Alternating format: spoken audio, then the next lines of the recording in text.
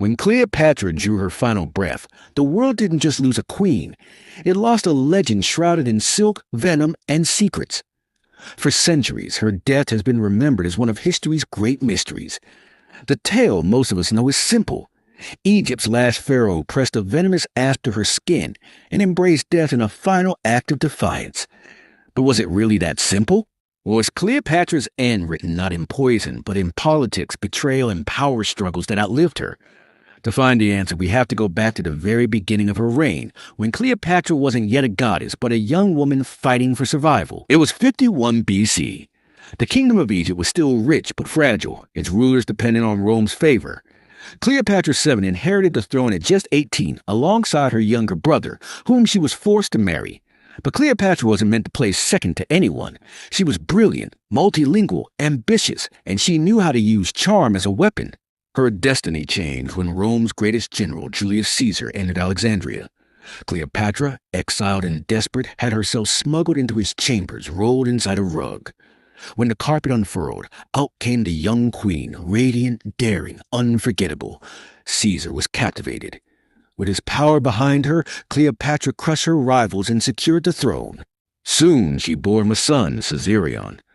But when Caesar was assassinated in 44 BC, Cleopatra's world shifted again. Her future now lay in the hands of another Roman giant, Mark Antony. Their meeting was the stuff of legends. Cleopatra sailed to him on a golden barge, sails of purple silk, oars of silver, her attendants dressed as gods. Antony was spellbound. What followed was a partnership of passion and politics. Together they ruled not just Egypt, but hearts, commanding wealth and armies. To their enemies in Rome, they were dangerous, too powerful, too decadent. To Octavian, Caesar's heir and future Augustus, they were a threat that had to be destroyed. By 31 BC, war was inevitable. At Actium, Octavian's forces clashed with Antony and Cleopatra's fleet. It was a disaster. Their navy faltered, their soldiers deserted, and in the chaos, Cleopatra turned her ships and fled. Antony followed. Rome declared them both enemies. The lovers retreated to Alexandria, their empire crumbling around them. Then came the news Octavian was marching on Egypt. On August 1st, or 30 BC, Antony received false word that Cleopatra was dead.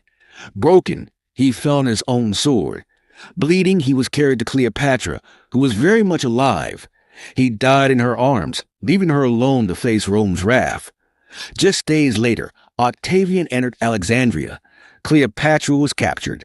The queen who once seduced Rome's greatest men was now a prisoner. Here's where the mystery begins. Ancient sources say Cleopatra refused to be paraded through Rome as a trophy. Instead, she chose her own death. The story tells us she arranged for a basket of figs to be smuggled into her chamber with a venomous asp hidden inside. She pressed it to her breast, the serpent struck, and Egypt's queen slipped into eternity. But was that really how it happened? Even in ancient times, people doubted the tale. Some believed she used a poison ointment or a hollow hairpin dipped in toxin.